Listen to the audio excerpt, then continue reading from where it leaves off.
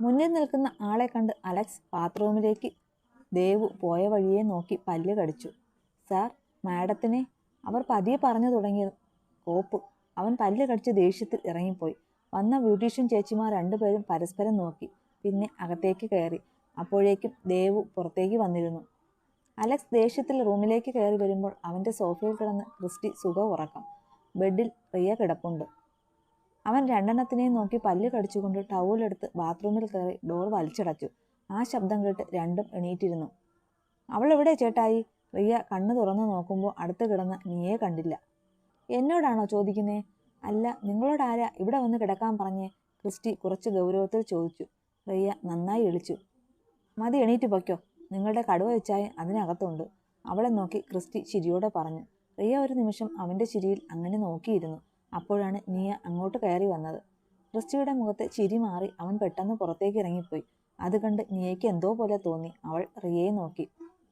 നോക്കണ്ട, നീ ആയിട്ട് തട്ടിക്കളഞ്ഞതല്ലേ, നടക്കട്ടെ. ഇനിയും വൈകിയ ഞാൻ പോയി ഇഷ്ടമാണെന്ന് പറയും. പറഞ്ഞില്ലെന്ന് വേണ്ട.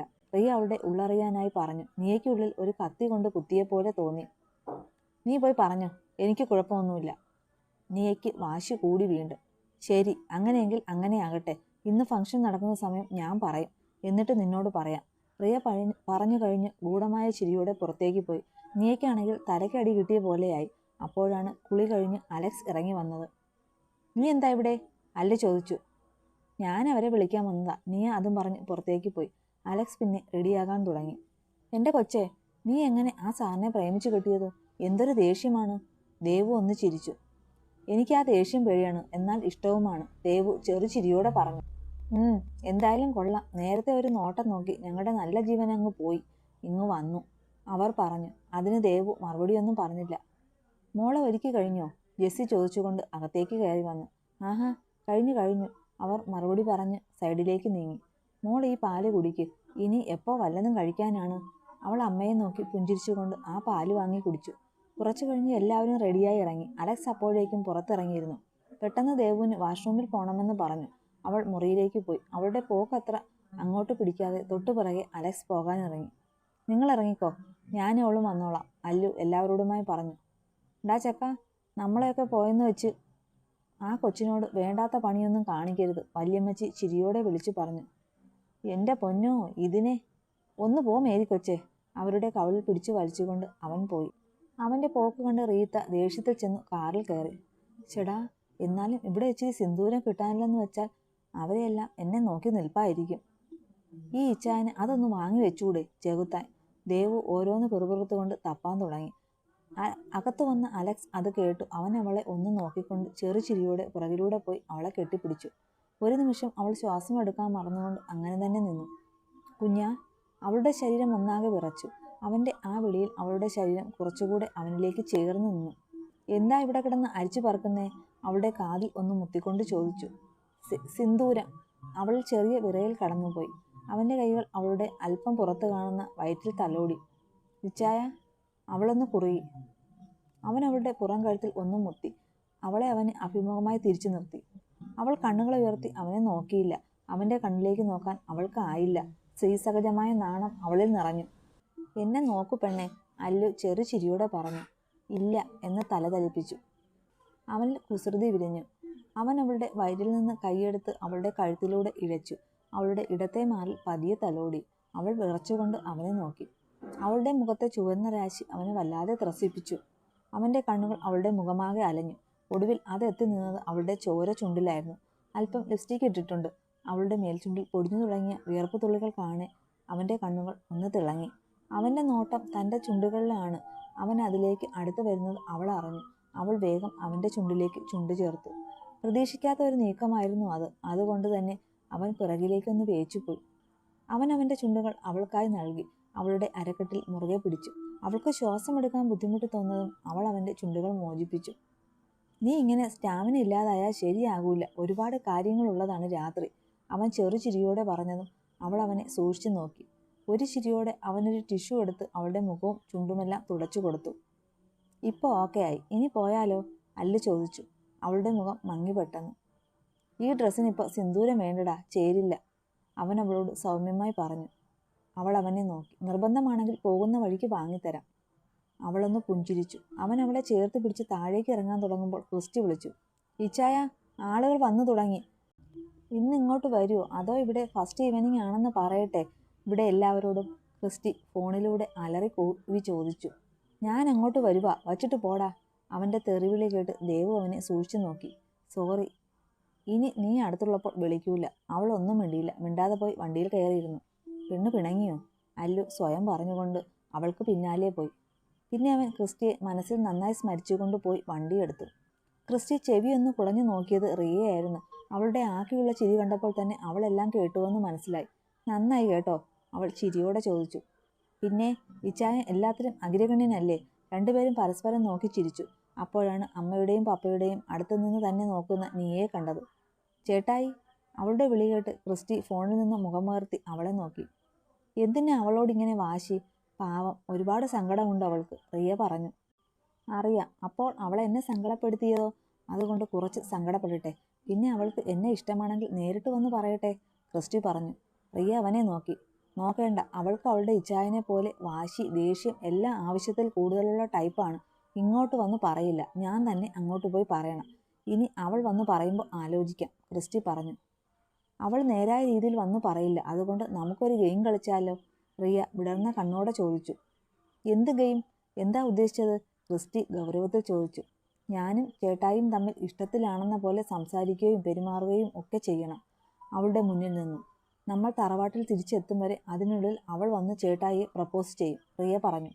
അതെ, പാലക്കൽ തറവാട്ടിൽ അലക്സിൻ്റെ അനിയത്തിയാണ് നീയ. അവൾ അങ്ങനെയൊന്നും വീഴില്ല, ക്രിസ്റ്റി ഒരിക്കൽ കൂടെ പറഞ്ഞു. അവൾ വീഴും. അവൾക്ക് ഇഷ്ടമുണ്ട് ചേട്ടായിയോട്. അതവൾ എന്തെങ്കിലും ഒരു സാഹചര്യം വന്നാൽ പറയും. അവൾ ഇന്ന് പറഞ്ഞെങ്കിൽ പിന്നെ ഈ കാര്യത്തിൽ അവളുടെ ഭാഗം പറഞ്ഞ് ഞാൻ വരില്ല, റിയ പറഞ്ഞു. അവൻ ഒരു നിമിഷം ആലോചിച്ചു. പിന്നെ അവളെ നോക്കി. നീയ തങ്ങളെ തന്നെ നോക്കി നിൽക്കുവാണ്. അത് കണ്ടപ്പോൾ അവൻ അവളെ കളിപ്പിക്കാൻ തന്നെ തീരുമാനിച്ചു. ക്രിസ്റ്റി ചിരിയോടെ റിയയെ അവനോട് ചേർത്ത് പിടിച്ചു. അങ്ങനെ അവളെ കാണിക്കാനായി ചേർന്ന് നിന്ന് സെൽഫി എടുത്ത് രണ്ടുപേരും ചിരിച്ച് സംസാരിച്ചുകൊണ്ട് അങ്ങോട്ട് പോയി. നീയ നിർവികാരത്തോടെ നോക്കി നിന്നു. ആ സമയത്ത് തന്നെ അലക്സും ദേവുവും വന്നു. രണ്ടുപേരെയും ഒരുമിച്ച് കാണാൻ ശരിക്കും ഭംഗിയുണ്ടായിരുന്നു. പോരാത്തതിന് ലൈറ്റൊക്കെ കൂടെ ആയപ്പോൾ ഒരു പ്രത്യേക ഭംഗി. ക്രിസ്റ്റിയും റിയയും കൂടി രണ്ടുപേരെയും സ്റ്റേജിൽ കൊണ്ടിരുത്തി. അവർക്ക് വേണ്ടി ഒരുക്കിയ ഇരിപ്പിടത്തിൽ. പിന്നെ ക്രിസ്റ്റി മൈക്കെടുത്തു എല്ലാവർക്കും സ്വാഗതം പറച്ചിലും അവർക്ക് ആശംസ പറച്ചിലും ഒക്കെ കഴിഞ്ഞു.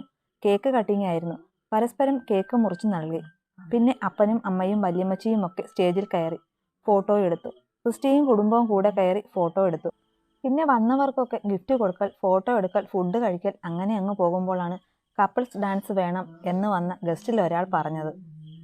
പിന്നെ പരസ്പരം അവിടെ ഉണ്ടായിരുന്നവർ ഓരോ ജോഡികളെ സെലക്ട് ചെയ്തു ഡാൻസ് ചെയ്യാൻ തുടങ്ങി. റിയയും ക്രിസ്റ്റിയും ആയിരുന്നു പെയർ. ഡെവിയും ജെസ്സിയും ഡയാനയും ജോണും എല്ലാവരും ഡാൻസ് ചെയ്തു. നീയയ്ക്ക് വല്ലാത്ത സങ്കടം തോന്നിയെങ്കിലും അത് പുറത്തു കാട്ടാതെ അവൾ പിടിച്ചു നിന്നു. അവരൊക്കെ ഡാൻസ് നിർത്തിയിട്ടും അതൊന്നും അറിയാതെ കേൾക്കുന്ന പാട്ടിൻ്റെ താളത്തിൽ പരസ്പരം കൈകോർത്ത് കണ്ണിൽ നോക്കി നൃത്തം ചെയ്യുകയാണ് അലക്സും ദേവുവും. അവർ അവരുടെ മാത്രം ലോകത്താണ്. ക്രിസ്റ്റി കുറച്ച് ഫോട്ടോസ് ഫോണിലെടുത്തു അവരുടെ ആ ലുക്കിൽ. അലക്സിന് അവൻ്റെ കണ്ണുകൾ അവളുടെ മുഖത്തു നിന്ന് മാറ്റാൻ തോന്നുന്നില്ല. ആ വിധം അവളുടെ കണ്ണുകൾ അവനെ ആകർഷിച്ചിരുന്നു. അവൻ്റെ നോട്ടം അവളുടെ ചുണ്ടുകളിൽ എത്തിയതും അവളുടെ ശരീരത്തിലൂടെ ഒരു മിന്നൽ കടന്നുപോയി. അവൻ്റെ കൈ അവളുടെ അരയിലും കയ്യിലുമായി മുറുകി. അവൻ്റെ മുഖം അവളിലേക്ക് താഴ്ന്നു വന്നതും ക്രിസ്റ്റി സീൻ കുളമാകുമെന്ന് മനസ്സിലാക്കി കൈയടിച്ചു. പിറകെ ബാക്കിയുള്ളവരും. അപ്പോഴേക്കും ചുറ്റും ലൈറ്റ് തിളങ്ങി. അവൾക്ക് എല്ലാവരെയും നോക്കാൻ ചമ്മൽ തോന്നി. അവൻ കൂളായിട്ട് നിന്നു. ഈ സമയമെല്ലാം നീയ ഭയങ്കര മൂഡ് ഓഫ് ആയിരുന്നു. ആകെ ഒറ്റപ്പെട്ടതുപോലെ. റിയയും ക്രിസ്റ്റിയും ഒരുമിച്ച് പോയി ഫുഡ് കഴിച്ചു. അത് അവൻ്റെ പ്ലാനായിരുന്നു. ഒടുവിൽ നീയ ദേവുവിൻ്റെ കൂടെയാണ് പോയി ഫുഡ് കഴിച്ചത്. ഫംഗ്ഷൻ ഏകദേശം കഴിയാറായി. ഗസ്റ്റൊക്കെ ഗിഫ്റ്റ് കൊടുത്ത് നിൽക്കുമ്പോഴാണ് അങ്ങോട്ടേക്ക് ഏതൻ സക്കറിയ പ്ലാമുറ്റം കയറി വന്നത്. അവനെ കണ്ട് ദേവു വല്ലാതെ ഭയന്നു. അവൾ അലക്സിൻ്റെ കൈ മുറുക്കി. പെട്ടെന്നുള്ള അവളുടെ ആ പ്രവൃത്തിയിൽ സംശയം തോന്നി അല്ല് നോക്കുമ്പോൾ കാണുന്നത് തങ്ങളുടെ അടുത്തേക്ക് നടന്നു വരുന്ന ഏതനെയാണ്. അപ്പോഴേക്കും അവനൊരു ചിരിയോടെ അവരുടെ അടുത്തെത്തി. ഹാപ്പി മാരീഡ് ലൈഫ് ഡിയേഴ്സ്, അവനൊരു ചിരിയോടെ രണ്ടുപേരോടും പറഞ്ഞു. അലക്സിനെ മുറുകെ കെട്ടിപ്പിടിച്ചു.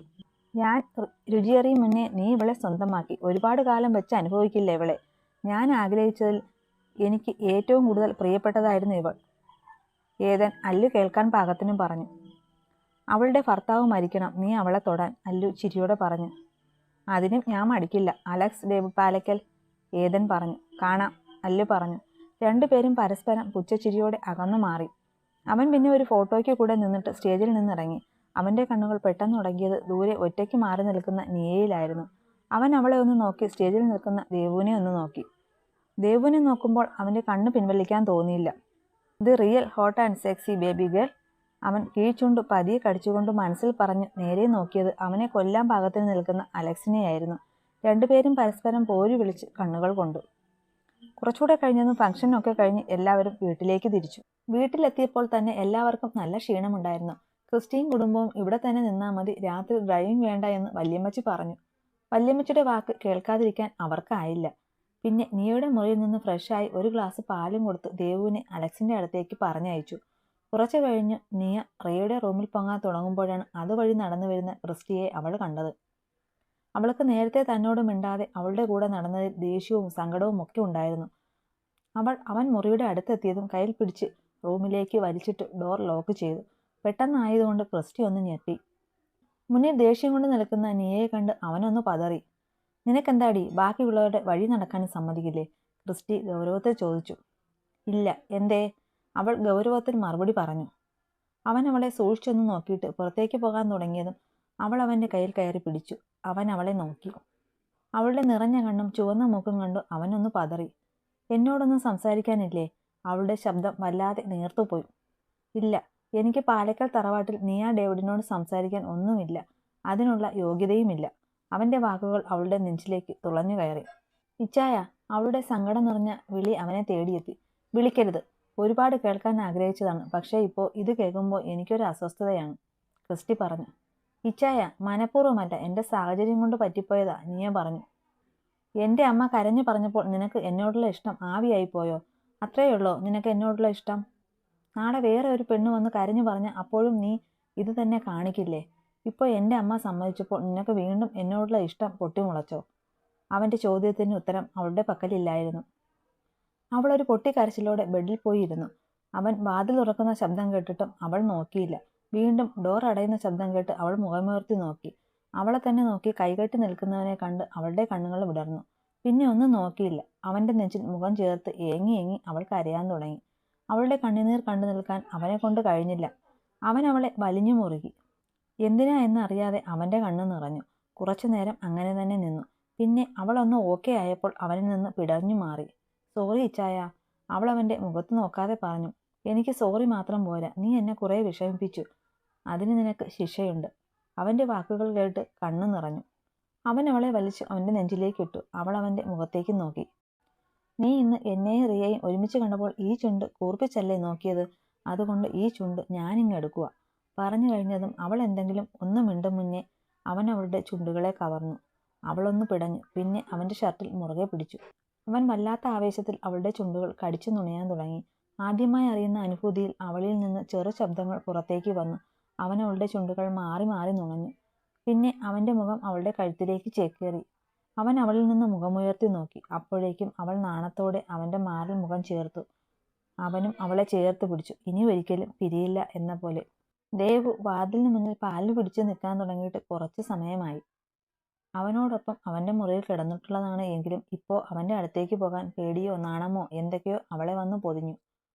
അവളൊന്ന് ശ്വാസം ആഞ്ഞു വലിച്ചു. ഡോറിൽ മുട്ടാൻ കൈ ഉയർത്തിയതും അവളെ മുറിയിലേക്ക് വലിച്ചു. ഒപ്പം ഡോർ അടഞ്ഞു.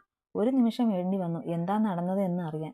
അവൾ മുഖമുയർത്തി നോക്കിയപ്പോൾ കണ്ടത് വല്ലാത്ത ഒരു ഭാവത്തിൽ നോക്കി അവളുടെ അടുത്തേക്ക് ചൂടുവയ്ക്കുന്ന അവളുടെ ഇച്ചായനെയാണ്.